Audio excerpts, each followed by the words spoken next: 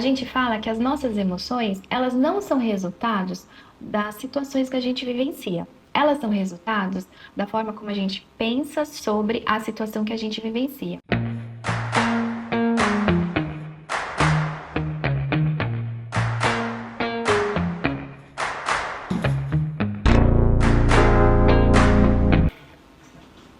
Olá, seja muito bem-vindo ao nosso terceiro vídeo da série Identidade Emocional. Eu sou Magda Macedo, eu sou psicóloga, sou neuropsicóloga, sou fundadora da Clínica Mariá, a Casa da Psicologia, um espaço dedicado à promoção da saúde mental. Hoje nós vamos dar continuidade ao assunto que nós estamos falando nos dois últimos vídeos. Caso você ainda não tenha visto, eu recomendo que você dê uma pausa, volte, assista os dois vídeos anteriores, depois volta nesse, porque ele é continuidade, tá? Só fazendo um pequeno resumo, nos dois vídeos anteriores nós discutimos como que a gente se percebe, né? Como que a gente, a nossa identidade emocional, como que ela é formada, né? Dentro da terapia cognitivo-comportamental, que é uma abordagem, uma ciência dentro da psicologia, nós falamos que a forma como a gente pensa, ela é construída, e ela é construída à base dessa identidade emocional. Então volta no vídeo anterior para você conseguir entender o conteúdo desse vídeo. Bom, dentro da TCC, que é a terapia cognitiva, a gente fala que as nossas emoções, elas não são resultados das situações que a gente vivencia. Elas são resultados da forma como a gente pensa sobre a situação que a gente vivencia. Então, o que deixa você com raiva, o que deixa você triste, o que deixa você feliz, o que deixa você com medo, não é exatamente a situação. É o que você pensa sobre essa situação. E a forma como a gente pensa sobre, né, tudo é uma construção, tá? Que vai basar muito naquilo que a gente aprendeu ao longo de toda a vida, da nossa infância, e aí a gente forma um modelo cognitivo. Quando a gente chega na nossa vida adulta, essa minha forma de pensar, ela vai estar pronta. E aí que eu começo a colocar em prática a minha forma de ser, né, de perceber as coisas.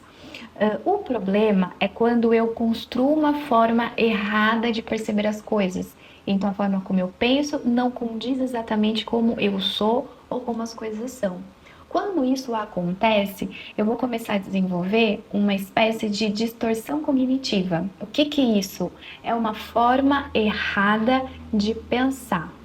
Dentro da terapia cognitivo-comportamental, que é uma ciência dentro da psicologia, nós falamos que as nossas emoções não são resultados das situações. Então, o que deixa você triste, o que deixa você feliz, o que deixa você com raiva, o que deixa você com medo, não é exatamente a situação, o que a pessoa disse, como a pessoa se comportou, como que ela te olhou, ou como a situação foi desencadeando, não.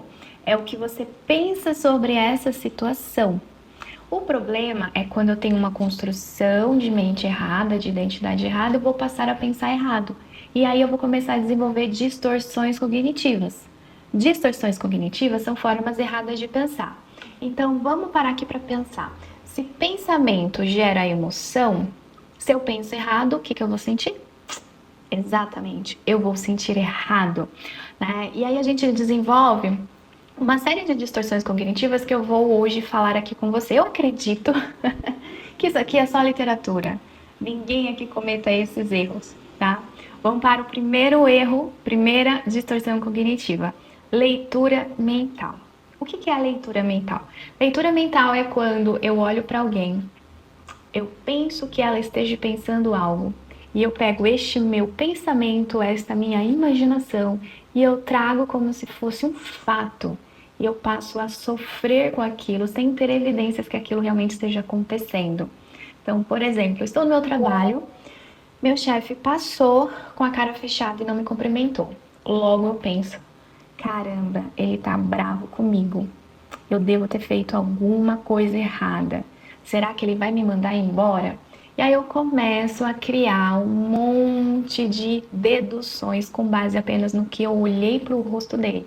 E às vezes ele chegou estressado, com trânsito, estava com dor de cabeça, não dormiu bem, não tinha absolutamente nada a ver com você, né? Isso é leitura mental. Segunda é distorção. Desqualificação do positivo é quando eu tenho o hábito de menosprezar aspectos positivos de mim e do outro. Eu só me apego ao negativo. Então, eu tenho, por exemplo, várias características boas, mas se eu tiver uma ruim, é como se eu só enxergasse essa característica ruim. Eu desconsidero todo positivo. Deveria. Deveria é um modo ansioso de pensar. Deveria, eu construo aqui uma forma, uma ideia de como que as coisas deveriam ser. Eu pego este imaginário e tento encaixar na realidade, ele não se encaixa. E ao invés de, quando eu tenho um problema, eu olhar para o problema e pensar, tá, o que eu vou fazer para resolver isso? Eu fico presa à minha expectativa, né? Deveria ter feito dessa forma, deveria isso, deveria aquilo, deveria. Eu fico aqui na ruminação, né? Presa na minha expectativa, ao invés de olhar para a realidade e trabalhar na realidade, tá? Isso eu acredito que ninguém faça. Lamentação, né? A quarta distorção cognitiva. A lamentação é aquela pessoa que tem o hábito de ficar lamentando, sabe? Ela fica ali degustando o problema, lamentando o problema, vivendo o problema, respirando o problema, vai dormir pensando no problema, acorda pensando no problema e lamentando, sempre no aspecto negativo. Eu acredito que você não conheça ninguém assim, né? Agora, a quinta, previsão do futuro. Esse daqui também é uma distorção muito comum nas pessoas ansiosas. A gente sempre vai prever o futuro de forma negativa. Isso não vai dar certo, fulano vai fazer, isso vai dar errado, vai dar algum problema. Sempre relacionado ao futuro e tendo uma expectativa negativa, tá? Pode ser para grandes eventos ou pequenos eventos. Filtro negativo. Filtro negativo é quando eu vou filtrar apenas as situações negativas daquela situação, daquela pessoa, daquele ambiente, e eu vou processar apenas as situações negativas. É muito parecida com a desqualificação do positivo, tá? Filtro negativo, eu só vejo o que tem de ruim, eu só vejo o que tem de errado, eu só vejo o que não dá certo. E eu não percebo que dentro daquele processo, daquele ambiente, aquelas pessoas, tem muita coisa boa também, tá? Vamos para o próximo. Personalização, né? Personalização é atribuir a si a culpa por fatos negativos. É muito parecido também, eu vou adiantar aqui, com culpabilização, que é quando você considera somente outra pessoa como fonte de suas situações negativas, emoções negativas, tá?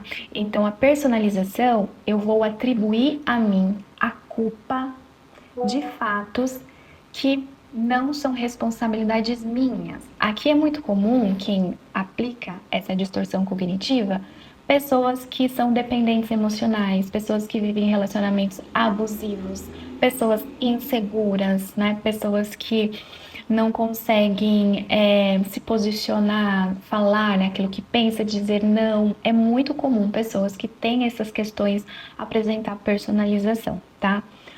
Próximo. E se? E se é muito parecido com a distorção deveria, tá? E aqui é quando eu faço um monte de conjecturas. Eu vou criar aqui um monte de possibilidades e eu vou tentar encaixar essas possibilidades na realidade e elas não se encaixam. E aí eu vou viver frustrada, né? E eu vou criar expectativa com as pessoas, com as situações que não são compatíveis.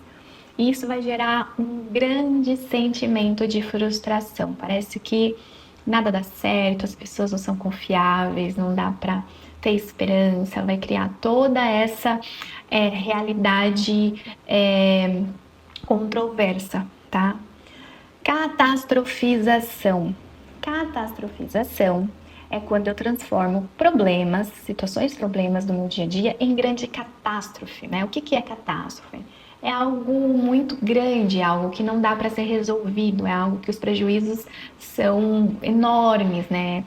E problemas do dia a dia, que são coisas que a gente vai gerar um desconforto, vai gerar um certo comportamento novo, a gente vai ter que construir um novo hábito, vai buscar uma nova possibilidade, vai gerar ali uma alteração, mas não é uma catástrofe. Por exemplo, eu não sei o que vai ser de mim se eu perder esse emprego. né?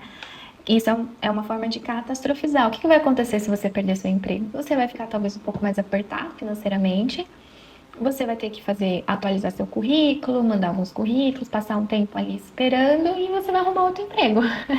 É o que vai acontecer. Mas quando você pensa, eu não sei o que vai ser da minha vida, e aí eu tô transformando o problema em uma catástrofe. Isto é uma forma errada de pensar, tá? Generalização é quando eu generalizo ou pro lado positivo ou pro lado negativo. Isso acontece, por exemplo, com pessoas que sofrem um trauma, né?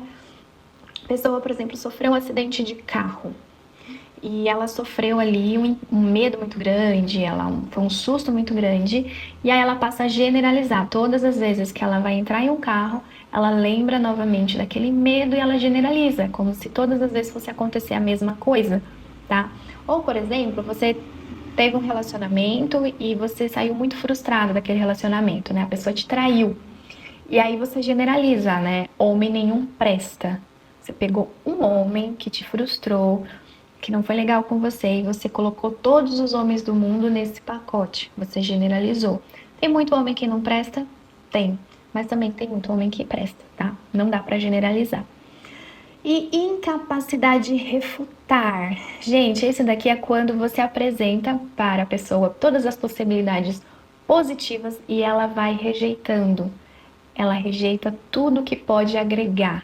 Ela só vai trazendo aquilo que há de ruim, muito comum em pessoas pessimistas, ok? Próximo, rotulação.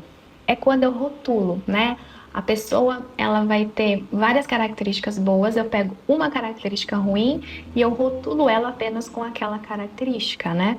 E aí eu vou trabalhar entre 100% bom e 100% errado. Eu não consigo chegar ali no ponto de equilíbrio.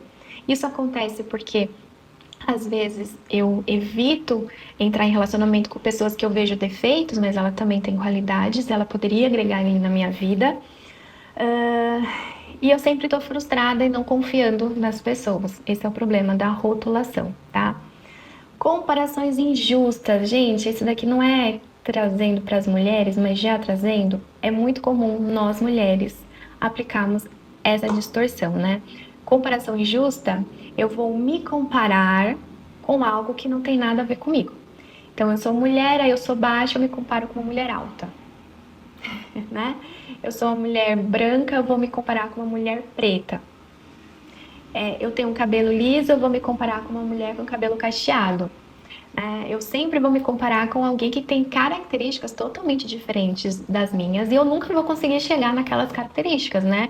Então, a cor da pele, o formato do corpo, a altura, sempre é algo muito diferente.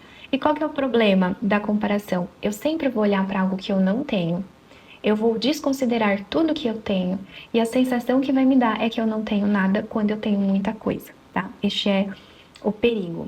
E julgamento, né? Quando eu julgo as situações, as pessoas com uma base muito superficial de critérios. Então eu vou acabar sendo injusta, tendo interpretações erradas. Se eu tenho interpretações erradas, eu vou ter sentimentos errados. Lembra, pensamento vai gerar emoção.